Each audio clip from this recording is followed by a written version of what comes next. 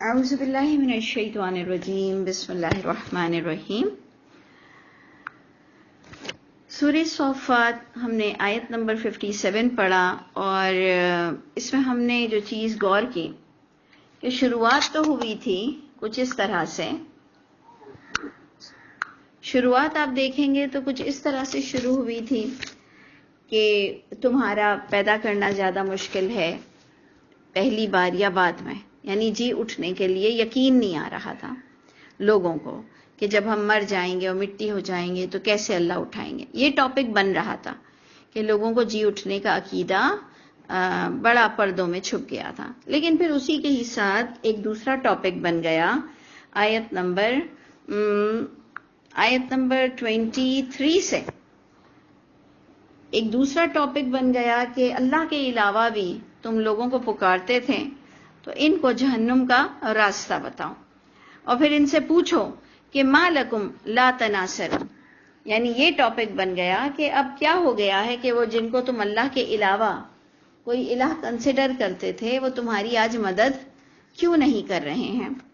تو آپ دیکھ لیجئے کہ قیامت میں نہ اٹھنے کا ایمان اور اللہ کے علاوہ دوسروں کی پکار، یعنی یہ دونوں بہت ہی ڈفرینٹ چیز ہے، کیونکہ آج ہمارے یہاں جو لوگ جی اٹھنے کو نہیں مانتے ہیں وہ زیادہ تر اللہ کو بھی نہیں مانتے ہیں۔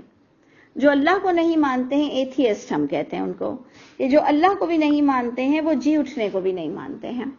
اور ادھر جو آ رہا ہے کہ جی اٹھنے پر بھی ان کو حیرت تھی اور اللہ کے علاوہ دوسروں کو بھی کچھ نہ کچھ اتھارٹی سمجھ رہے ہیں، تو اب یا تو اس کو ٹاپک کو ہم سیپریٹ کر دیں یا ہم دونوں ٹاپک لے کے چلیں کہ سورہ صافات نے دونوں ٹاپک لیا اور دونوں کی نشو و نما ہو رہی ہے کہ ان سے سوال کرو، اور پھر یہ سب ایک دوسرے سے باتیں کریں گے، پھر یہ اپنے بڑوں کو بھی کوسیں گے۔ پھر ہم نے جو آخر میں قصہ پڑھا کہ ایک اس کا دوست ہوگا اور وہ کہے گا کہ تم مجھے سمجھاتے رہتے تھے کہ اٹھنا نہیں ہے، تو اللہ کی قسم تم تو مجھے مروا دیتے۔ ہم نے یہ چیز پڑھی جو ہمارے عام فہم انداز میں بات ہوتی ہے کہ اگر میں نے اللہ کی کتاب نہ پڑھا ہوتا، جس کو ہم نے 57 آیت میں نعمت کو ہم نے اللہ کا علم کنسیڈر کیا کہ اگر نہ نعمت ہوتی میرے رب کی، یعنی اگر میرے پاس الہامی کتاب کا علم نہ ہوتا تو میں تو آج تمہاری طرح جہنم میں حاضر ہوتا۔ تو یہ ساری باتیں دیکھتے ہوئے اب جب ہم آگے پڑھتے ہیں کہ پھر وہ دوبارہ اس کو کویسچننگ انداز میں ہمیں پوچھا جا رہا ہے، آیت نمبر 58 آج جو ہم شروع کریں گے کہ افما نحن بمیتین، کیا پس ایسا نہیں ہوا کہ ہم مرنے والے نہیں ہیں، الا موتتنا الاولی، سوائے اس موت کے جو ہمیں پہلے آ چکی ہے، وما نحن بمعذبین، اور کیا نہیں ہے ہم عذاب دیے جانے والوں میں سے۔ یہ باقاعدہ ہم سب کو دماغ کو حاضر کرنے کے لیے، ہمیں اعمال کی طرف متوجہ کرنے کے لیے یہ تمام آیتیں آ رہی ہیں، اور پھر جو جنت کی طرف اشارہ ہوتے ہوئے ہم کہیں گے کہ ان ھذا لہو الفوز العظیم، کیونکہ فوز عظیم، بڑی کامیابی تو جنت کا ملنا کہلائے گی، اور نعمت یعنی وحی کی اسٹڈی کہلائے گی، کہ بڑی کامیابی ہے جب بندہ اللہ کو سمجھ لے لیکن پھر باعمل ہو جائے۔ صرف اللہ کو سمجھنے والوں کے لیے بھی بڑی پٹائی ہے کہ اللہ کو تو سمجھ لیا، بہت کلیئر کانسیپٹ تھے، لیکن عمل نام کو نہیں تھا، اور تھا بھی تو اپنی مرضی کا تھا، جب دل چاہ رہا ہے تو اللہ کے ہو گئے، جب دل نہیں چاہ رہا تو جی دنیا میں حرام کرنے کو بھی تیار ہیں۔ تو یہ ساری چیزیں ایکچولی ہم اپنے لیے سب دیکھ رہے ہوتے ہیں کہ یہ فوز عظیم ہمارے تو بہت ہی قریب ہے، کہ ہمیں تو عربی کا ترجمہ بھی آ گیا، ہم ان مولویوں کے چکروں سے بھی نکل گئے، ہم ان مسلکوں سے تقلید سے بھی نکل گئے، لیکن اب بات تو آ کر بن گئی ہمارے اعمال تک کی، کہ اب ہم نے وہ ہے ہمارے پاس ایسے اعمال جس کی بنا پر اللہ ہم سے راضی ہوں گے، اللہ ہم پہ فخر کریں گے۔ تو اللہ تعالی ہم سب کو اپنی خاص ہدایت سے نواز دیجئے، ہمارے دلوں کو نرم کر دیجئے، جبکہ ہدایت تو آ چکی ہے، اللہ ہمیں اپنانے والا بنا دے۔ اب جناب جو آیت نمبر 61 ہے وہ بڑی گریٹ ہے سمجھنے کے لیے، کہ لمثل ھذا، اس کامیابی کے لیے کیا کرنا چاہیے، فلیعمل العاملون، بس چاہیے کہ عمل کریں، عمل کرنے والے اگر انہیں اس طرح کی کامیابی چاہیے۔ اور اس کے بعد اللہ تعالیٰ پھر جہنمیوں کی بات شروع کریں گے کہ ان کی کیسے مہمان نوازی ہوگی۔ سوچئے، صرف سوچئے کہ اللہ نے جہنم کے عذاب کو بھی مہمان نوازی کہا۔ یہ اللہ کا انداز بیان ہے ناراضگی والا۔ آیت نمبر 62 کہ اذالک خیر نزلا، کیا یہ بہترین مہمان نوازی ہے؟ ام شجرۃ الزقوم، سوری اللہ تعالیٰ فوز عظیم کو ہی مہمان نوازی اس وقت تو کہہ رہے ہیں، جبکہ دوسری آیتوں میں ذائقہ چکھو اور انہیں ہم اس طرح کا مزہ دیں گے۔ یہ اللہ کی ناراضگی میں بھی اللہ تعالیٰ جہنم کو اس طرح سے جہنم کے بارے میں بات کرتے ہیں۔ لیکن اس وقت جو ہمارے پاس آیت آ رہی ہے ذالکا، یہ جو اشارہ آ رہا ہے نا ذالکا، یہ فوز العظیم حاصل کرنے والے لوگوں کی طرف اور جنتیوں کی طرف اور عمل کی طرف یہ اشارہ ہو رہا ہے کہ کیا یہ جنتیوں کی بہترین مہمان نوازی وہ اچھی ہے یا شجر زقوم کا کھانا؟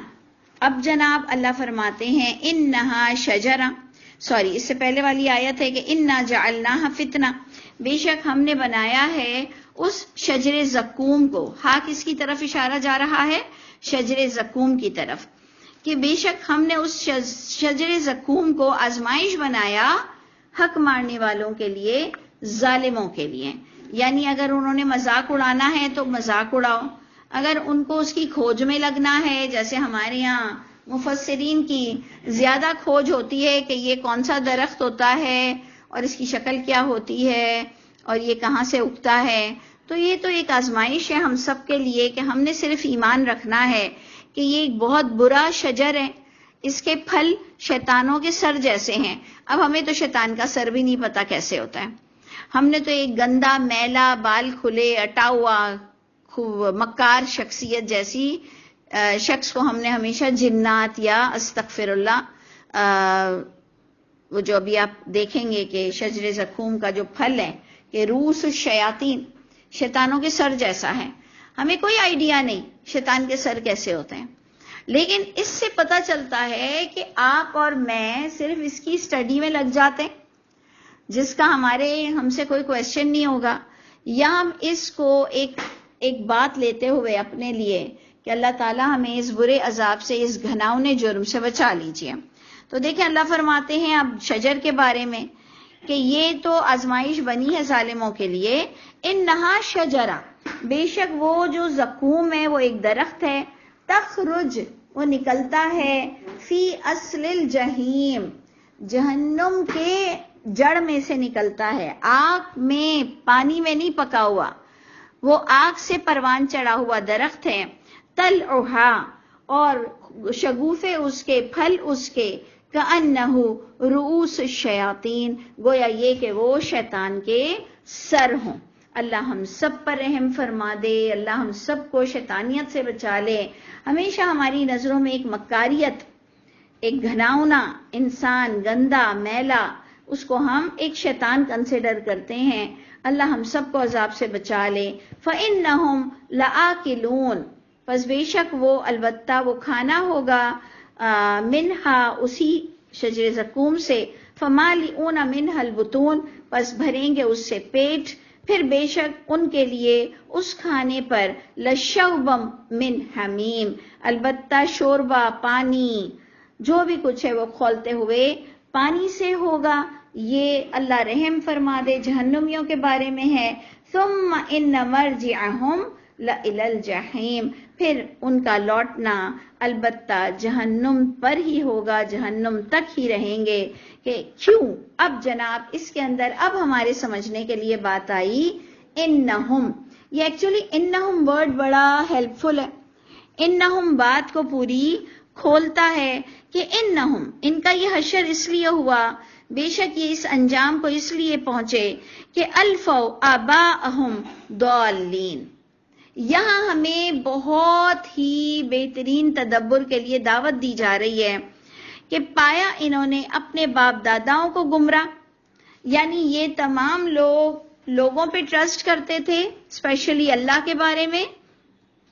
ان کی پوری سی سی فوٹیج نکلے گی ان کا پورا بایو ڈیٹا نکلے گا تو انہوں نے دنیا کے معاملے میں تو اپنے باپ داداؤں کے نہ بزنس پر ریلائی کیا، نہ باپ داداؤں کے کپڑوں پر، نہ باپ داداؤں کے کھانوں پر. آپ دیکھ لو ہمارے بچوں کے ڈشز ڈفرینٹ، اور ان کا مینٹیننس، ان کا آؤٹ لک، ایوری تھنگ. یعنی یہ باپ داداؤں سے چڑھتے ہی ہیں، ان کی ڈریسنگ پر، ان کے وے آف ٹاکنگ پر، ان کے بیٹھنے اٹھنے کے اسٹائل تک پر.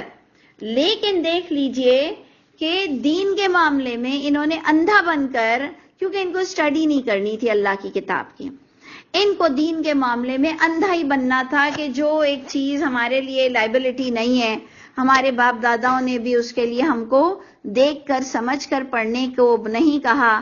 ہر دور میں اللہ کی کتاب ثواب کی کتاب بن گئی، جس کا آپ نظارہ کر رہے ہیں اس وقت رمضان میں.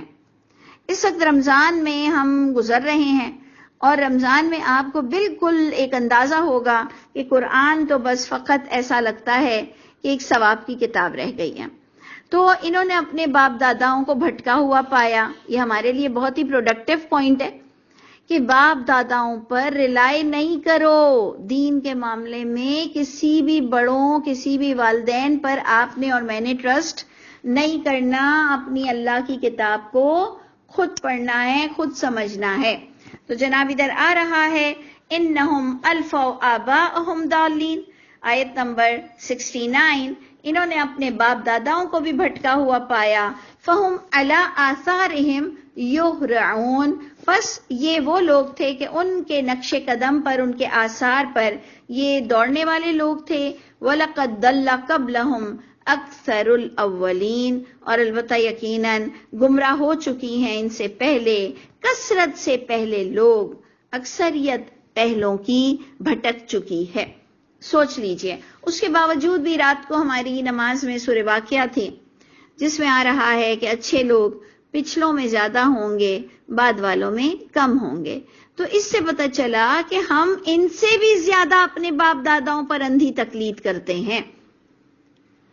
میری بات کو اللہ کرے آپ سمجھ سکیں کہ ہم سمجھ رہے ہیں کہ آج کل ہم باپ داداؤں کے اور مسلک کے اور مولویوں کے چنگل سے نکل گئے ہیں. مجھے ایسے لگتا تھا کہ ہاں جی اب ہمیں تو شکر ہے کہ قرآن سمجھ میں آ رہا ہے، اور بار بار اللہ ہمارا برین واش کر رہے ہیں کہ بڑوں کو اندھوں کی طرح مت سننا اور اپنے مسلک اور تقلید کی شر سے باہر نکل آؤ.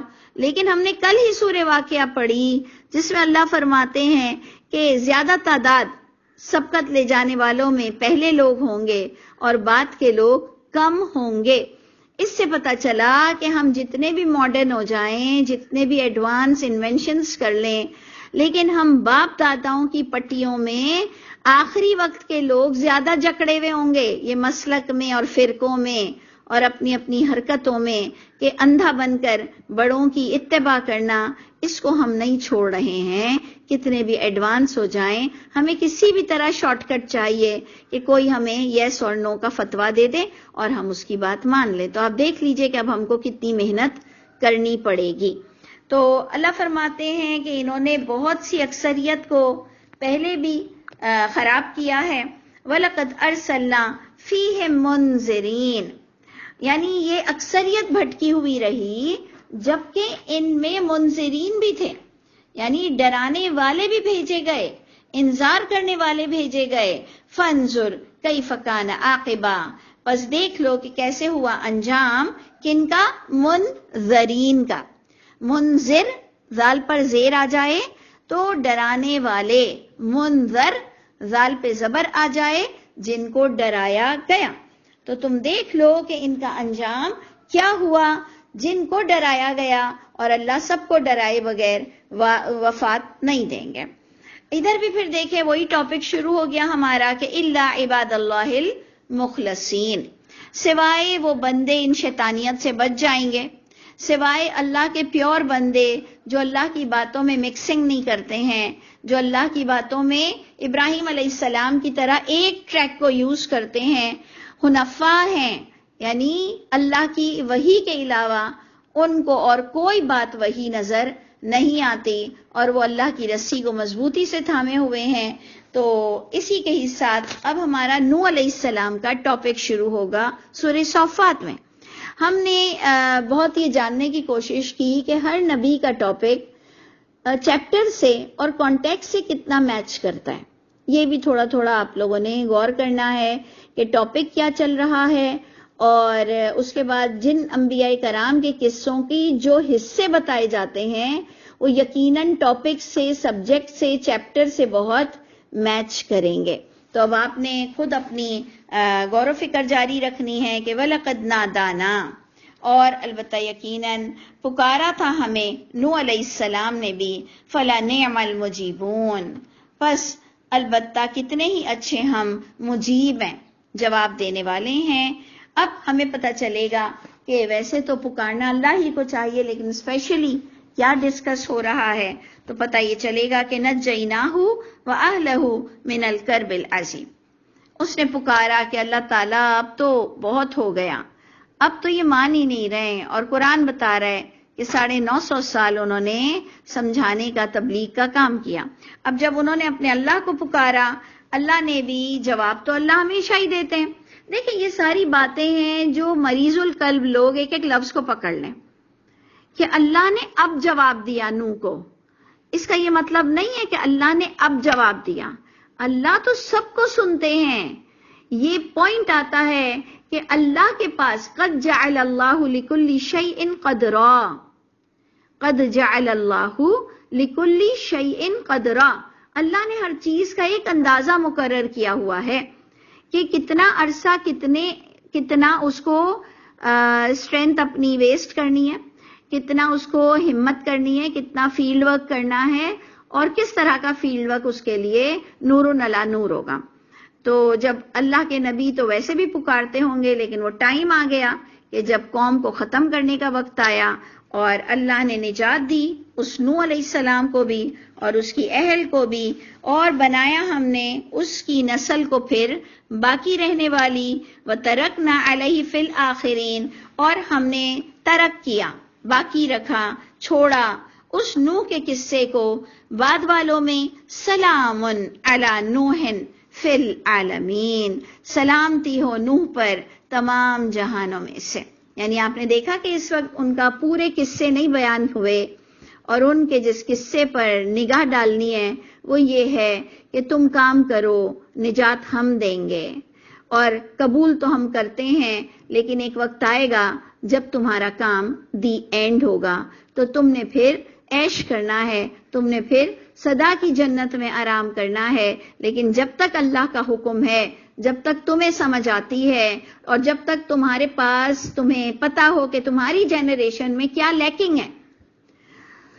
وہ بھی بڑے خائن لوگ ہوتے ہیں، خیانت کرنے والے لوگ ہوتے ہیں، جو موٹی موٹی باتیں نہیں بتاتے ہیں، جو ڈیفیکلٹ باتیں لوگوں کو نہیں بتاتے ہیں، جو اختلافی باتیں نہیں بتاتے ہیں، کیونکہ ان کو اپنی بڑی فکر ہوتی ہے جان کی کہ بھائی اب ایسی ایسی باتیں کریں گے تو لوگ تو بہت بھڑک جائیں گے. تو اس لیے آپ نے دیکھنا ہے کہ آپ کتنی باتوں کے امین بنائے گئے ہو، اور آپ کو آپ کی جنریشن میں آس پاس کیا پرابلمز ہیں اور کیا لیکنگ ہے، اور آپ کو ان کے کانوں تک بات پہنچانا ضروری ہے. آپ کو دلوں تک اتارنے کی ذمہ داری نہیں دی گئی، لیکن زبان سے تو پھوٹو، کچھ تو منہ سے بولو، کچھ تو حق منہ سے نکال دو کہ ہماری کچھ سی وی اور ہمارا کچھ بایو ڈیٹا ایک اچھا اللہ کے نزدیک اعمال نامہ چمکتا ہوا چلا جائے. تو جناب سلامتی ہو نوح پر، انہوں نے بڑا ہی کوالیفائی کر اس دنیا سے گئے. انا کذالک نجزی المحسنین، بے شک ہم اسی طرح جزا دیتے ہیں محسنین کو، یعنی ان کا بہت پیارا انجام ہوا.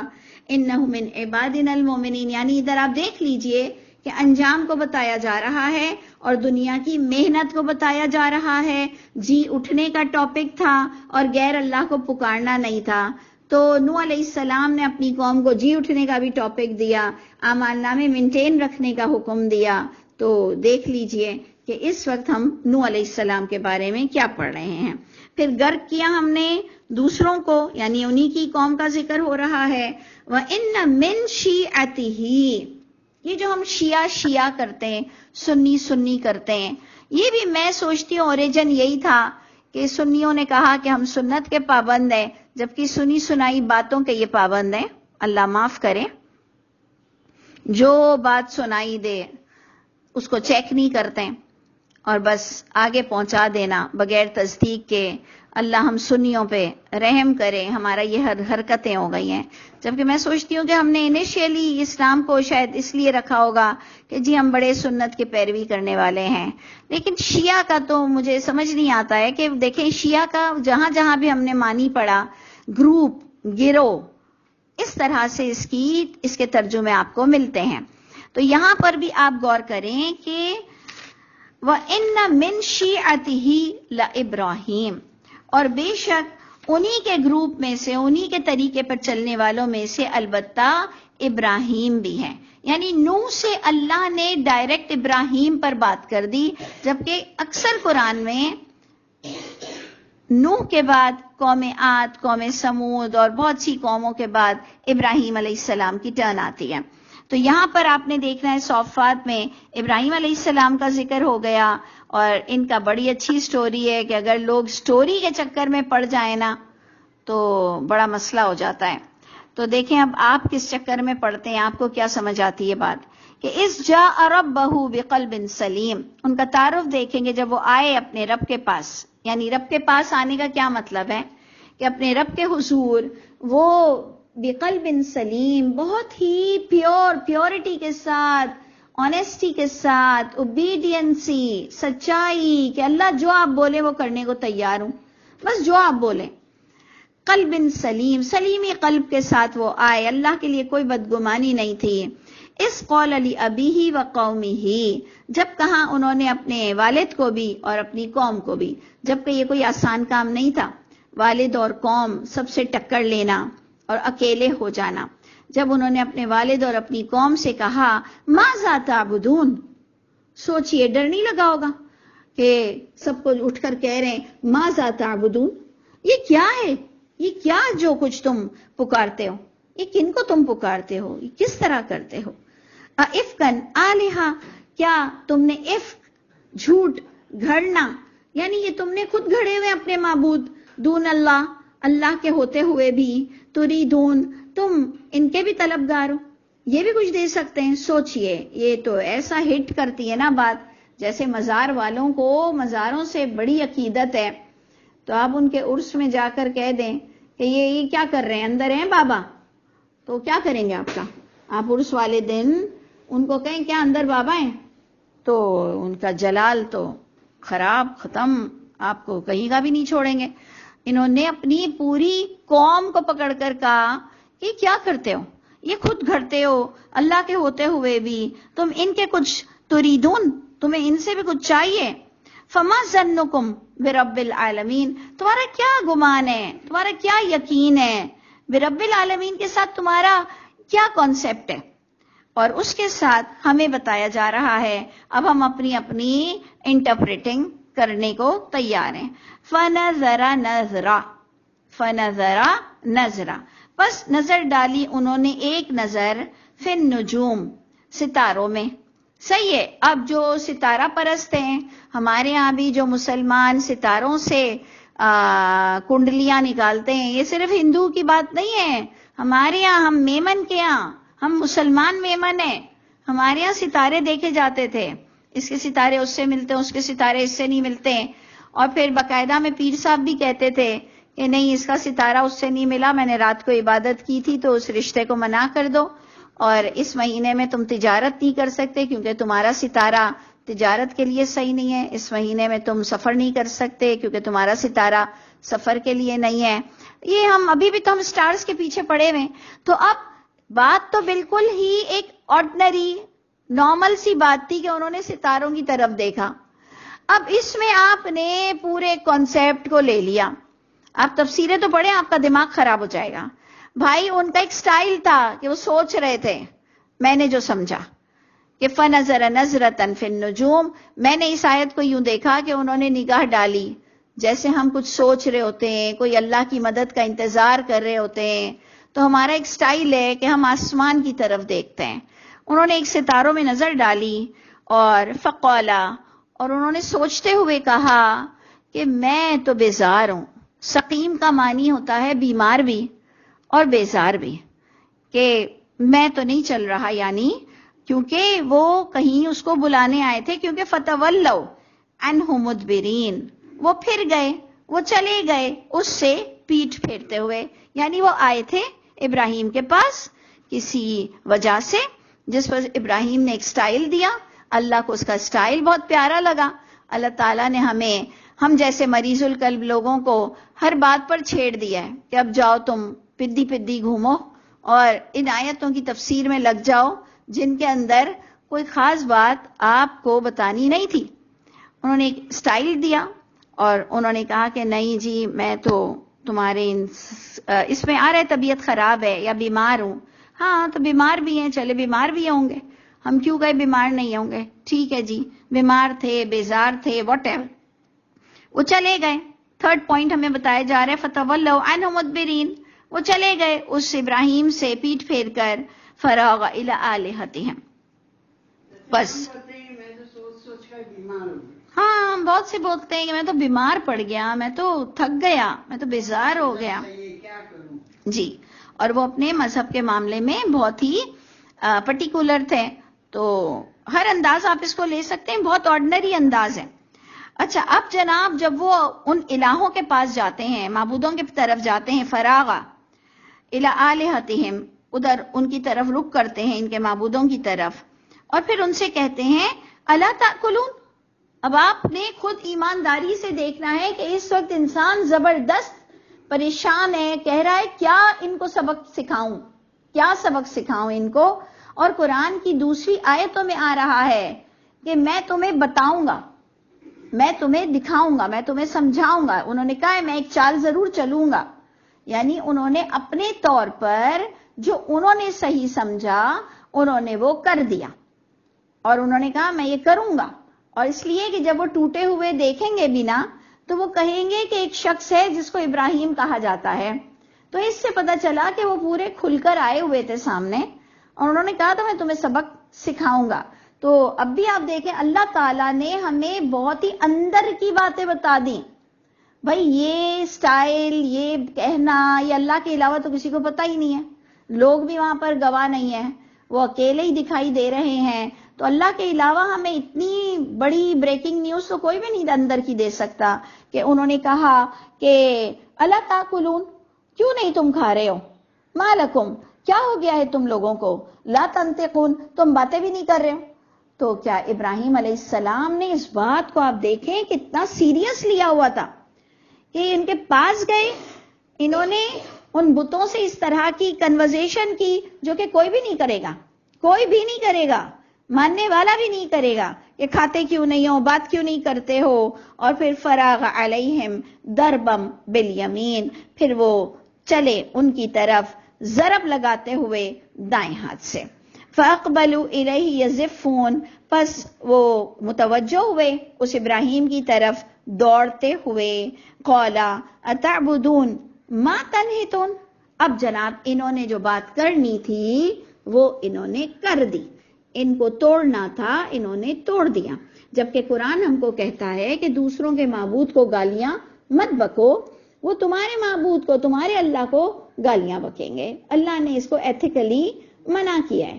لیکن یہ ابراہیم کا ایک طریقہ تھا، انہوں نے اپنی لائف میں جو ایک کام کرنا تھا. اسی لیے ابھی میں امی سے بھی یہ بات کر رہی تھی کہ کچھ لوگ غلط ٹریک پر دین سمجھ کے جا رہے ہوتے ہیں، بہت دیندار ہوتے ہیں، بہت اوور دیندار ہوتے ہیں، لیکن وہ دین سمجھ کے اس ٹریک پر چل رہے ہوتے ہیں.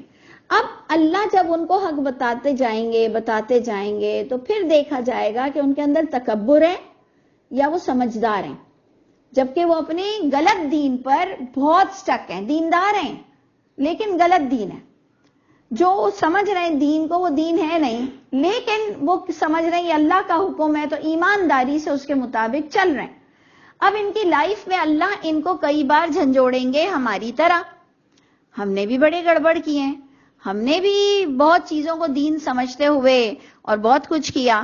بس تکبر نہ ہو، قرآن کو تھام لو، سنو کسی کی بات، اتنا سپیس رکھو اپنے اندر، اتنا سپیس ہونا چاہیے کہ لوگوں کی بات سن لو. کچھ نہیں ہوتا، کوئی جادو نہیں کر دے گا تم پر، کسی کی طاقت نہیں کہ کوئی آپ کا برین واش کر دے. تو بس ہمیں ڈرنا نہیں چاہیے، اختلافی باتوں کو ضرور سننا چاہیے، ہمت کر کے سننا چاہیے۔ تو جی ابراہیم کو بھی جو صحیح لگا وہ ابراہیم علیہ السلام نے کر ڈالا، اور اللہ نے انہیں لیڈرشپ کے لیے بھی چنا ہے۔ دیکھ لیجئے گا، آپ سب قرآن سے دیکھ لیجئے گا، اللہ نے انہیں لیڈرشپ کے لیے بھی چنا ہے۔ تو اللہ ہم سب کو بھی صحیح ٹریک یوز کرنا نصیب کرے، ہمیں بھی صحیح طور پر لوگوں کو عقل پر بلانا نصیب کرے، تو ہمیں بھی وہ ٹیلنٹ عطا فرمائے جو حق ہو، کسی کے ساتھ زیادتی بھی نہ ہو، اور اللہ ہم سے راضی ہو۔ تو اینی وے ہماری 30 منٹس ہو چکی ہیں۔ یہ بس انہوں نے جو ضرب لگائی دائیں ہاتھ سے، وہ دوڑتے ہوئے آئے، اور اس پر بھی انہوں نے کہا کہ تم عبادت کرتے ہو، پکارتے ہو جن کو تم خود تراشتے ہو، اور اللہ جس نے پیدا کیا تم کو، وما تعملون، اور جن کو تم بناتے ہو وہ بھی اللہ ہی کے قابو میں ہیں، جس پر انہوں نے ان کو جلانے کا پورا پلان کیا، جس پر وہ اپنے باپ کو اور اپنی فیملی کو چھوڑ کر چلے گئے۔ اللہ نے ان کو اس آگ سے بھی بچا لیا۔ یہ ہمیں پورا ایک میسج ملتا ہے یہاں تک، اور پھر جب وہ چلے اور پھر ان کے بعد ان کی دوسری آزمائش کب ہوئی۔ یہ بھی میرا ایمان ہے کہ ہر تھوڑے دن بعد آپ پر آزمائش آئے گی، پھر آپ انشاءاللہ جب کوالیفائی ہو جائیں گے تو تھوڑے دن سکون سے گزریں گے، پھر اللہ آپ سے کوئی ایک ٹیسٹ لیں گے، پھر انشاءاللہ آپ کوالیفائی ہو جائیں گے۔ تو کوالیفائی کیسے ہوں گے؟ ہم پاس کب ہوں گے؟ بار بار جب تک زندہ ہیں، تو وہ تب ہوں گے کہ انشاءاللہ میں نے اور آپ نے اللہ کی کتاب تھامنی ہے، اور اللہ کرے کہ میں اور آپ سچے مومن ہوں۔ السلام علیکم ورحمۃ اللہ وبرکاتہ۔